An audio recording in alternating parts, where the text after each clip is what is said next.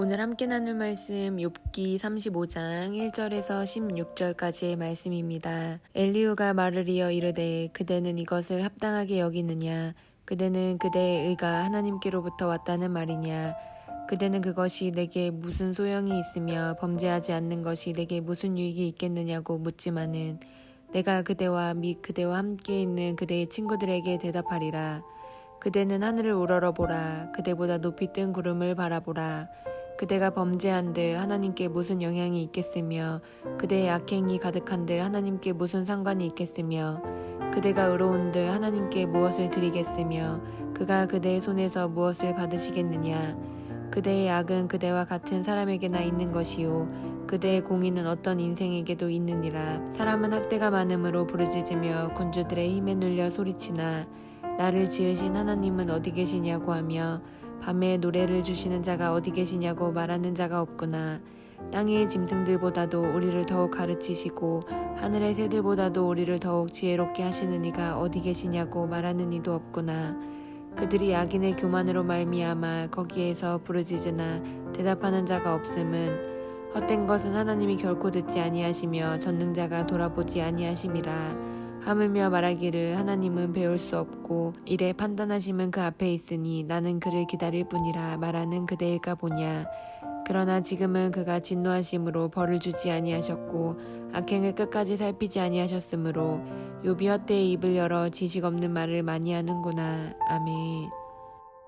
어제 본문을 통해서 우리는 엘리후가 주장하는 내용을 살펴봤습니다. 그는 하나님은 위대하고 전능하시기 때문에 사람의 모든 행위를 다 안다고 주장했고요. 더불어서 또 정의롭고 공의로우시기 때문에 사람이 행한 대로 그대로 갚으시는 분이다라고 주장했습니다. 그래서 이제 욥의 발언을 통해 욥을 진단하고 또 그에게 처방을 내려줬죠. 하나님 다 아시는 분이기 때문에 그리고 정의와 공의로 다루시는 분이기 때문에 욥 당신이 지금 이렇게 재앙을 당하고 있는 이유는 당신이 하나님께 악을 행했기 때문이다라는 진단을 내려줬고요. 그래서 당신이 해야 되는 유일한 일은 하나님 앞에 진정한 회개 그것입니다라고 처방을 내려줬습니다. 오늘 본문도 어제 본문과 연결되는 내용인데요. 특별히 오늘은요. 자신이 의롭다고 주장하는 욥에게 당신이 가지고 있는 그 의로움이라는 것이 사실은 하나님 앞에 내세울 만한 것이 아니다라고 훈계하는 내용을 다루고 있습니다. 지금까지 아주 긴 내용을 통해서 욥과 세 친구의 우리가 논쟁을 살펴보았는데요. 그 가운데 욥이 늘 주장하고 자신이 내세웠던 것이 하나 있었습니다. 그것은 의로움이었죠. 자기는 이렇게 하나님께 재앙을 당할 만한 죄를 짓지 않았고 오히려 늘 의로움을 붙잡고 의로움을 행하고 정말 의롭게 살려고 노력했다라고 주장했었어요.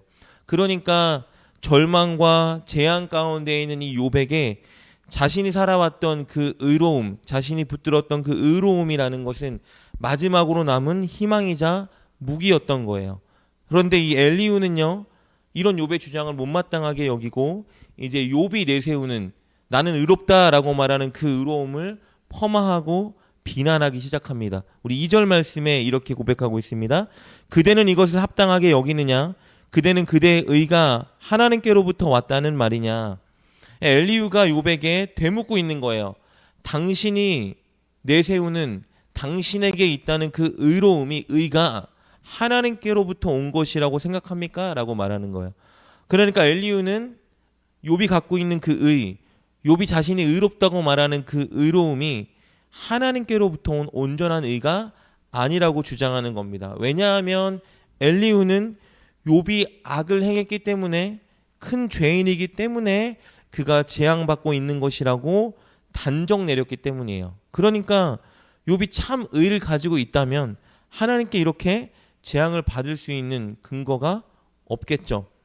그리고 엘리후는 더 나아가서 설령 당신 주장처럼 당신이 의롭다고 한들 사실 이거 특별한 것이 아니다라고 주장해요. 욥 당신만이 가진 의도 아니고 대부분의 사람들이 다 가지고 있는 것인데 그것이 무슨 특별한 양 왜 이렇게 내세우냐라고 주장하죠. 8절입니다. 그대의 악은 그대와 같은 사람에게나 있는 것이요 그대의 공의는 어떤 인생에게도 있느니라. 그리고 중요하게도 당신이 내세우는 이 의로움은 인간이 가진 의라는 것은 하나님에게 아무 의미도 없는 것이다 라고 주장하죠. 6절 7절 말씀입니다. 그대가 범죄한들 하나님께 무슨 영향이 있겠으며 그대의 악행이 가득한들 하나님께 무슨 상관이 있겠으며 그대가 의로운들 하나님께 무엇을 드리겠으며 그가 그대의 손에서 무엇을 받으시겠느냐. 그러니까 이렇게 말하는 거예요. 당신이 죄를 범한들, 당신이 선하게 산들 하나님께 사실은 아무 영향도 없다. 당신이 나는 의롭다, 그렇기 때문에 너무 부당하다라고 말하는데 당신이 내세우는 그 의로움이라는 거 사실 하나님께 아무 영향도 없고 하나님은 별 관심도 없으시다. 그러니 제발 나 의롭다 그만 좀 내세우라라고 말하는 거예요. 엘리후는 그런데 왜 이렇게 생각했을까요? 왜 우리의 의가, 사람이 행하는 의가 하나님께 어떤 영향도 없고 하나님 관심도 없다라고 말했을까? 5절 말씀입니다. 이렇게 말하고 있죠. 그대는 하늘을 우러러보라. 그대보다 높이 뜬 구름을 바라보라. 무슨 말이냐면요, 하나님이 천지 만물을 만드시고 가장 위대하고 높으신 분인데 그런 높고 위대하신 분에 비해서 우리 인간은 이 세상 피조물 중에 아주 지극히 작고 낮고 하찮은 존재라는 거예요. 그렇기 때문에 그 위대하고 큰 하나님이 정말 하찮은 인간이 행하는 그 의로움, 그것에 엄청 큰 관심을 두지 않으시고 설령 이 작은 하찮은 존재인 인간이 의롭게 산다 할지라도 우리 하나님께 그것이 어떤 이로움을 드릴 수 있겠느냐라고 주장하는 거예요. 그것을 하늘을 보면 우리가 알 수 있다는 거예요. 이 광활하고 넓은 하늘, 저 높이 뜬 구름, 그 가운데 우리 인간은 낮고 천하고 이렇게 미천한 존재인데 우리가 의롭다 한들 나는 의롭습니다라고 하나님께 말해서 뭐를 누리고 뭐를 얻을 것이냐라고 말하는 것이죠. 그러니까 우리의 의라는 것은 정말 아무짝에도 쓸모없는 것이고 우리 인간들 사이에서나 이 의로움이 필요한 것이지 하나님 앞에 나는 의롭습니다, 의롭게 살았습니다 이렇게 내세울 만한 것이 아니니까, 그러니까 이런 거겠죠. 제발 의미 없이 지금 하나님 앞에 당신의 의로움을 내세우면서 하나님 부당합니다, 하나님 내게 어떻게 이럴 수 있어요 이런 주장하지 말고 제발 하나님 앞에 제대로 회개나 해라 라고 말하는 것이 오늘 엘리후의 주장이에요. 그러니까 엘리후는요, 오히려 욥이 행해야 되는 일은 계속 의로움을 내세우는 것이 아니라 하나님을 바르게 찾는 것이라고 권해요. 힘들다고 이해 못하겠다고 하나님이 응답 안 해준다고 부당하다고 항변하는 이 교만을 버리고 진짜 솔직하게 하나님 앞에 회개하고 도와달라고 잘못했다고 간구하며 하나님을 찾으라라고 말합니다. 그거 13절 14절 말씀입니다. 헛된 것은 하나님이 결코 듣지 아니하시며 전능자가 돌아보지 아니하심이라. 하물며 말하기를 하나님은 배울 수 없고 이래 판단하심은 그의 앞에 있으니 나는 그를 기다릴 뿐이라 말하는 그대일까 보냐. 여러분이 13절에서 말하는 헛된 것, 하나님이 결코 듣지 아니하시는 헛된 것이 무엇을 가리키냐면요, 지금 욥이 계속 부당하다고 항변하는 기도예요. 그러니까 욥은 지금 엘리후의 눈에는 죄를 짓고도 악을 행하고도 하나님께 회개하지 않고 하나님 저 의롭게 살았는데 왜 이렇게 저에게 재앙을 주십니까? 부당합니다 라고 말하는 욥의 기도인 거예요. 그런 기도, 헛된 기도 하나님 듣지도 않으신다. 너가 계속해서 하나님이 내가 간구하는데 하나님 왜 나에게 응답 안 해주시지 라고 말하는데 당연히 그런 기도는 응답 안 하신다. 너가 그런 헛된 말을 할 때 하나님은 듣지도 않으시고 돌아보지도 않으신다라는 뜻이에요.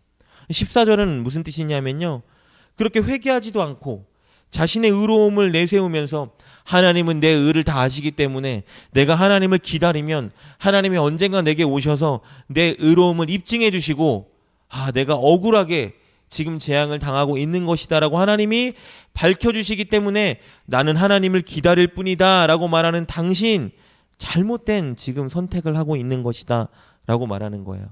그러니 오늘 엘루의 조언을 이제 정리하자면요, 이런 것이겠죠. 제발 아무짝에도 쓸모없는 그 의로움이라는 거 그만 내세우고 하나님 앞에 솔직하고 정직하게 회개 기도해라. 이것이 오늘 말씀을 통해서 엘리후가 욥에게 주는 조언입니다. 여러분, 오늘 본문을 통해서요, 우리가 한 가지 살펴볼 수 있는 것은 엘리후도 결국 욥의 새 친구들과 동일한 신론과 사상에 빠져 있다라는 것을 온전히 우리가 확인할 수 있습니다. 먼저 엘리후도 아닌 것 같았지만 인과응보 사상에 빠져 있었죠. 그래서 욥이 재앙당하는 것을 보고 욥은 하나님 앞에 엄청 큰 악을 저지른 죄인이구나라고 완전히 진단을 내려버렸어요. 그리고 둘째는요, 하나님에 대해서 굉장히 제한적인 신론을 가지고 있었어요. 그런데 사실 어쩔 수가 없죠. 당시에는 이렇게 우리에게 주어진 성경 말씀이 있었던 것이 아니기 때문에 그들이 하나님의 뜻과 말씀을 온전히 다 받고 누릴 수는 없었을 것이라는 생각도 들어요. 엘리후는 하나님의 능력, 하나님의 위대함에 대한 지식은 올바로 갖추고 있었습니다. 하나님은 천지를 창조하신 분이고 이 땅을 다스리시는 최고의 주권자, 그리고 능력을 가지고 있는 분이라는 지식과 믿음을 가지고 있었어요. 그러나 동시에 그런 하나님이 우리 인간을 사랑하시고 우리와 관계를 맺길 원하시는 인격적인 하나님이다 라는 것에 대한 지식은 갖추고 있지 못했습니다. 그렇기 때문에 이렇게 주장한 것이죠. 우리가 의를 행한들 하나님께 무슨 소용이 있겠느냐, 무슨 영향이 있겠느냐라고 말하고 있어요. 여러분, 전능한 하나님의 그 입장만, 측면만 본다면요, 정말 우리의 의로움, 우리의 죄가 하나님께 어떠한 영향도 미치지 못해요.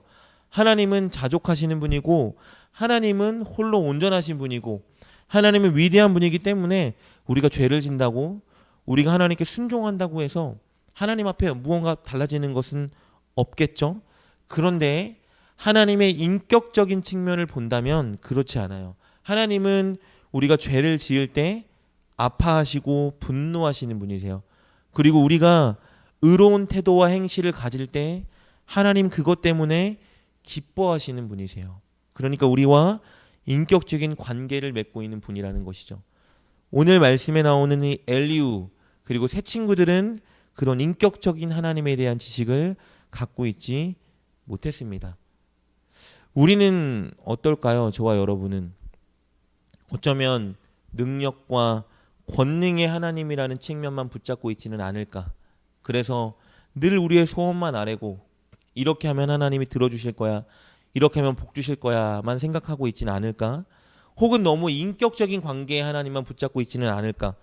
죄를 지어도 내가 하나님 말씀대로 이렇게 살지 못해도 하나님 나를 사랑하시고 내게 긍휼과 자비를 베풀어 주시는 분이야 라고 늘 안심하고 살지는 않나.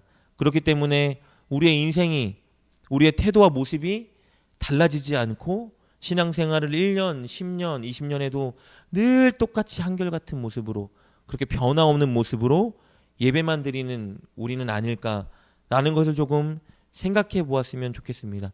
여러분, 우리는 하나님의 모든 성품과 측면을 다 붙들고 살아야 합니다. 그렇지 않으면 하나님을 단순히 우리의 소원을 들어주는 전능하신 분으로 오해할 수도 있고, 혹은 반대로 하나님은 심판하는 분, 무섭게 여길 수도 있고, 혹은 반대로 죄를 지어도 순종하지 않아도, 최선을 다해서 하나님 말씀대로 살지 않아도 날 용서해주는 쉬운 분으로 하나님을 오해할 수 있기 때문입니다.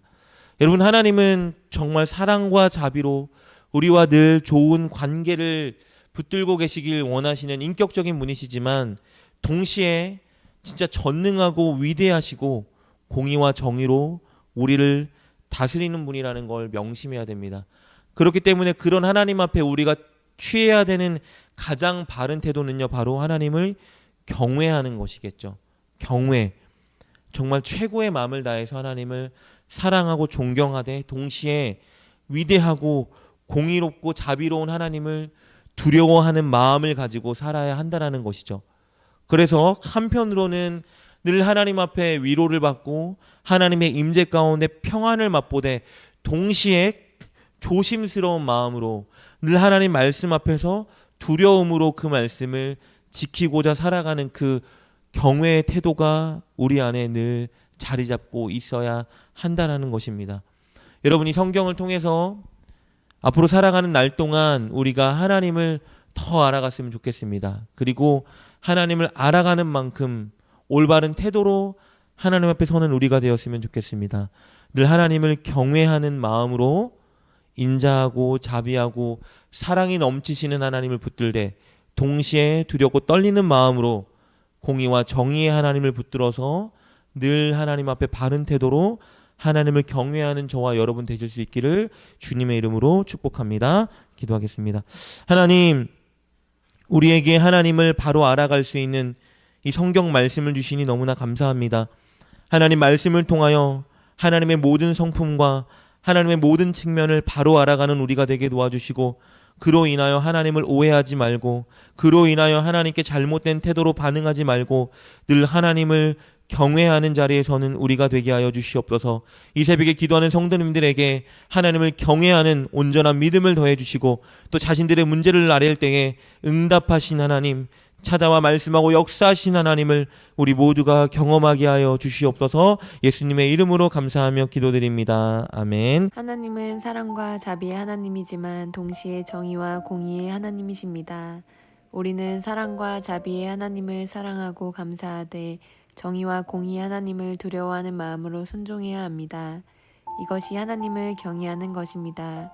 오늘도 하나님의 모든 성품에 바르게 반응하여 하나님을 경외하는 우리가 됩시다.